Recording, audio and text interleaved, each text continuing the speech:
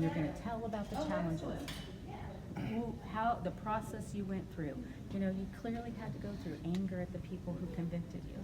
I want to look at your police reports. I'm going to teach you how to go through that because I'm 55 years old and I've been being prosecuted for 3 years for taking a photo in a courthouse of police officers who broke my hand.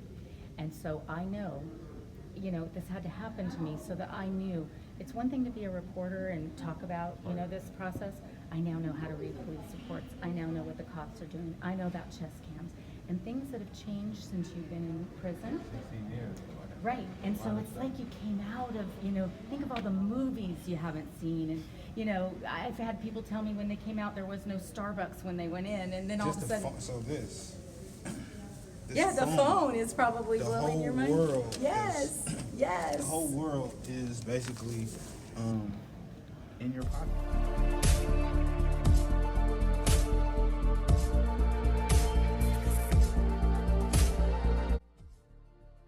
I need some direction.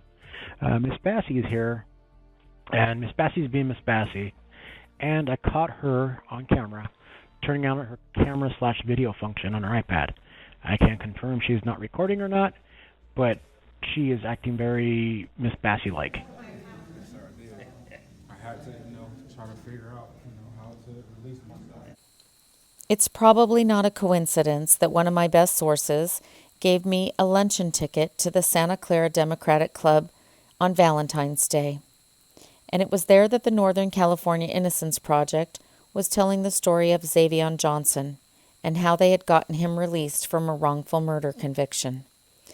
But what I didn't know was the background on that story, because Zavion was 18 years old when he was giving his young daughter a bath. She slipped from his grip and bumped her head. When he noticed that she was suffering concussion-like symptoms, he did what any responsible parent would do, and he called 911 and he sought medical attention. Sadly, his daughter died, and as he and the mother of the child were grieving her loss and dealing with what is every parent's worst nightmare, Zavion was arrested and prosecuted by the Sacramento District Attorney. And while most of my work is focused on the Santa Clara County District Attorney, I find that these district attorneys engage in similar patterns and practices that are unconscionable. And we, as members of the public and the press, are allowing this to happen. Zavion was released, and it was found that the medical evidence they used to convict him was wrong. But he spent 16 years in prison. He went in as a young man, and he came out in his mid-30s. And the whole world changed during that time. And we're going to work on telling Zavion's story. And part of that story is related to our investigation of the district attorney in Santa Clara and how it is that people can be wrongfully convicted and lose 16 years of their lives, and no one ever says they're sorry, and no one is ever held accountable.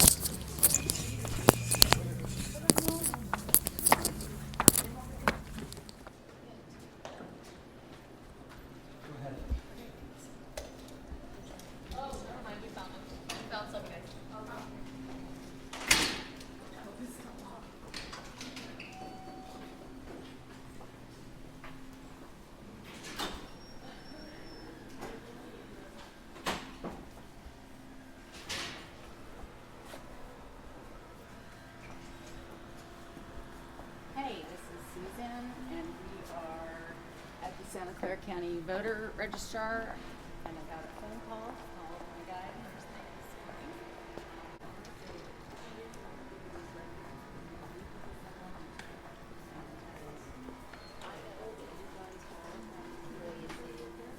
I'm not getting records anymore.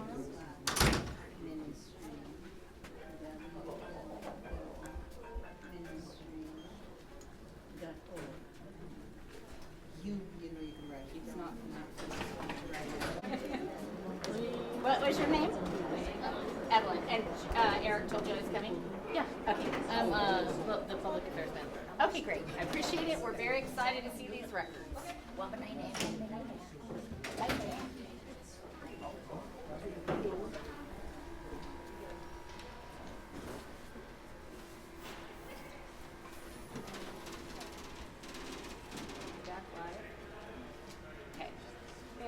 Evelyn. They knew we were coming. We're going to get to see the records. Can you guys hear me now? Can you see it? Got it, got it. You guys, can you hear me? Give you a 1. Give me a 1 if you could hear us. Can you hear us, you guys? They're saying no video.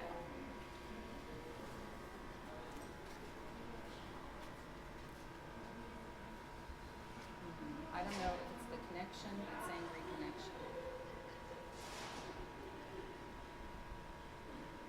For giving us access. We're excited to see what these look like. All right.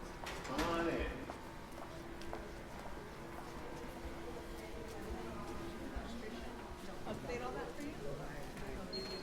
So you guys can go over to that side. FCC guests be their Wi-Fi. He said forward. Okay, you guys are filming, right? So that if Absolutely. I'm not getting solid film right now. I got you. I'm gonna go back. Okay. SCC guest. SCC guest will get you the Wi-Fi.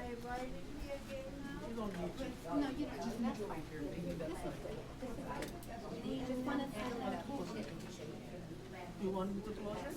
I'm going on SCC guest because I was having a hard time with my signal. Okay. There were 75 people watching this in the first 2 seconds. They want to see these records.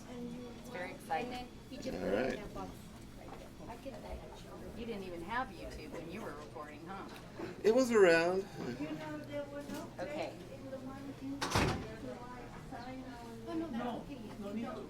Don't let us stop you. Yeah, let's just go and I'll, if I can figure it out when we're there. Okay. Okay, so we did talk about you wanted us to know what we had, kind of Yep. wanted a menu of what we had. I do. So what we can offer you for that is the candidate file cover sheet, and that's going to outline. This is just an example. That's going to outline the various documents that they submit to the registrar of voters that we would have on file. Okay, that's perfect. Okay, so let me tell you what I need to do. I have people who have AI technology, and they are looking for what I can get, and they're going to tell me how they're going to be able to pick it up and then go through and scrape the data and get what I need to get for reporting on it. So I'm keeping track of everything that we can get. I want to know how the documents are, how the data is it stored electronically, or however it's stored, because then we're going to put it out to open sourcing to have people do some stuff. So I have had complaints that there is a rumor that somebody from inside the county reported that there were ballots destroyed in the 2018 election, and mail-in ballots. And so I'm wondering if there were ever complaints about that, whether it's whistleblower complaints or who that would be. I want those records. And I understand they might need to be redacted for the privacy. I would want access to inspect what you do if there's a complaint. What does somebody do if they're volunteering as a... Is that a separate request from No, this I'm just request? saying, so are these are the records I think that there should be that I want to access Okay. and inspect. So complaints about the destruction of ballots in the 2018 election. And this should satisfy what we can get that is a public record related to the current and the 2018 election, right? And then, do you do the city elections here? For instance, the town of Los Gatos and the city of San Jose, are those done through this office? Yeah, generally the city is going to be the election official for that city. Okay, so when we have questions about those individual smaller elections, we go to them. Yeah. So this is just for the county records? Yeah. Okay, and then, so the other thing we're looking for is, I know from some reporting that was done related to the sheriff's race, that there were county council involved in sending emails back and forth to help with the candidate. Obviously, the records requests from that end, I understand, but I would want to know the emails that are sent to you, maybe from a candidate, a campaign, a county council, anybody who was sending an email for clarifying certain things, asking about a potential writ. I know there were issues with Hirakawa and getting on the ballot. So any of those emails that were communicative.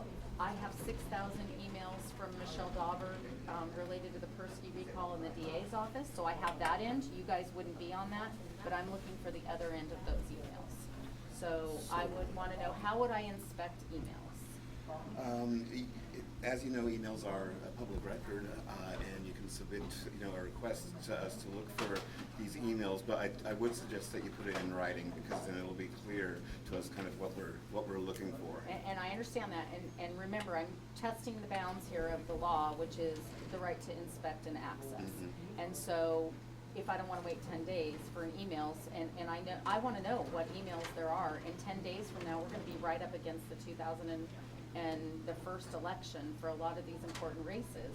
And if there are some emails in there that show things that would be relevant to that, I would not wanna wait the 10 days. So, just a little challenging, because some of this is coming to me at the last minute.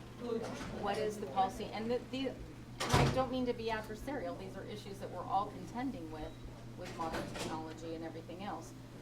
I understand getting the records in 10 days and email requests. I have done that. Sometimes they do it in 10, sometimes it takes 3 months to get them, and I get the emails. And that's because of the San Jose Superior Court law that got passed into case law in 2016. But what I want to know is, okay, we now know emails are public records. How do I get access to those? Because if gradually we are concealing these things so somebody can't walk in and inspect a public record, then that's what I'm kind of testing as well. It is kind of, the right to inspect public records is fundamental and very important, but we have to balance it with the right of an individual's privacy. So that often comes into play with things like emails. We have to look at them, redact them.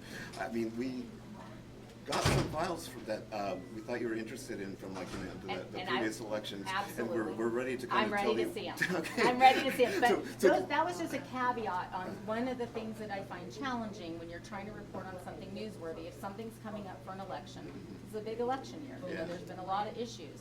I'm looking at Facebook ads and advertising and letters to, all different things. So if you've gotten any of those communications via email, that's important to me, because I want to see the process that went through to getting to that election. Okay, so yeah, I don't have an answer for you for how we could expedite that kind of thing. I can tell you kind of the files that we are producing for you today that you asked about. Yes. That is certainly the kind of document that it still has stuff in there that we might need to redact. Sure. And if you notice, what we've done is we've taken Post-it notes and put it over some of the sensitive information, because we thought that would be the fastest way. That way, because I know you want to get a visual image of them, correct? Right. And my eyes are not just my eyes, but I have people that are watching that are going to help me with how we do this, because as we move into a modern technology, how are we going to handle our public records? So just because the election issue came up pretty quickly, that's why I'm excited to see what you got for me.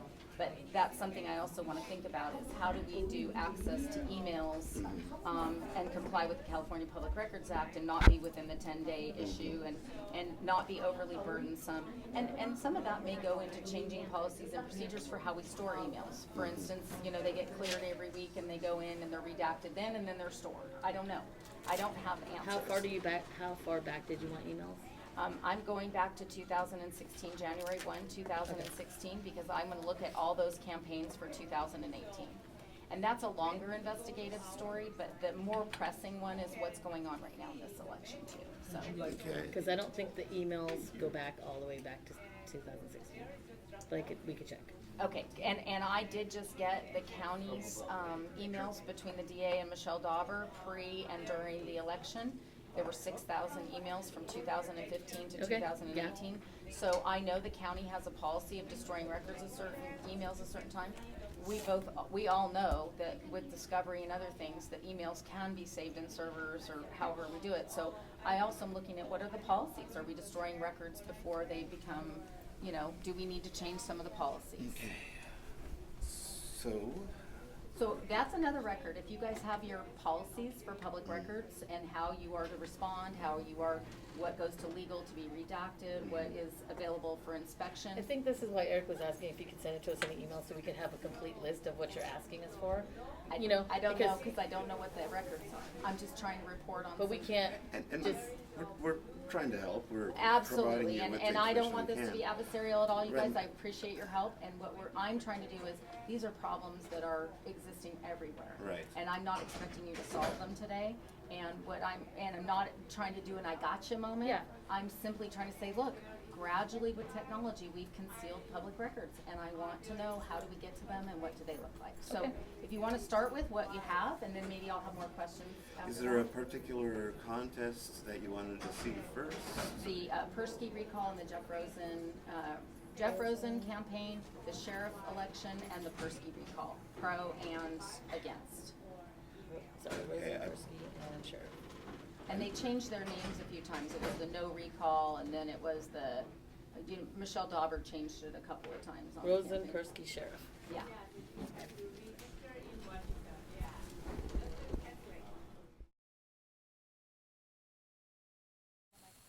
The most interesting part of my inspection that day were the documents I was allowed to see but not record. And these are my notes related to those documents. Because these were the elections I was looking at. The Santa Clara County District Attorney election involving Jeff Rosen, where he ran unopposed. The current election involving Ann Ravel for State Senate. And the 2018 election when Cindy Hendrickson was elevated from a prosecutor to a judge in the family court. And of course, there was the election involving Sheriff Smith, where there were a number of issues related to her opponent, Hirakawa. But what was the most fascinating to me were the people who nominated these individuals in the 2018 and the 2020 election. And Jeff Rosen's election, he ran unopposed. And my sources tell me that Jeff Rosen has created a toxic culture in that office. And it is the people that he nominated that are the most interesting for our story, because they are all the people he manages and supervises, and they've all gotten raises, benefits, and favors for supporting Mr. Rosen. If your question is there can a group of individuals engage in a conspiracy to violate the law?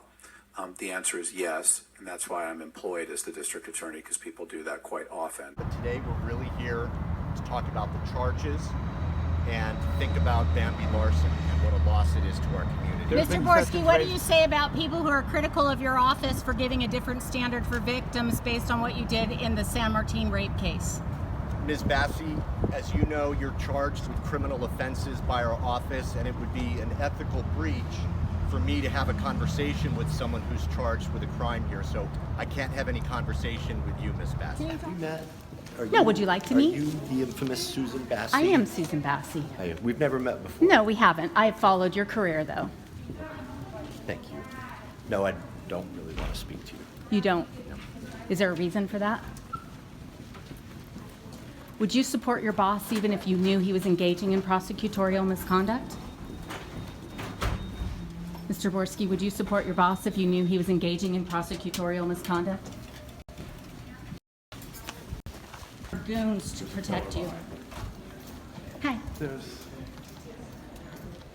people following and filming me. I don't know. You and Terry Harmon let down the victim? Have a nice day. You too, Mr. Rosen. And how much are you paying your bodyguards? I guess we'll be doing a records request for that.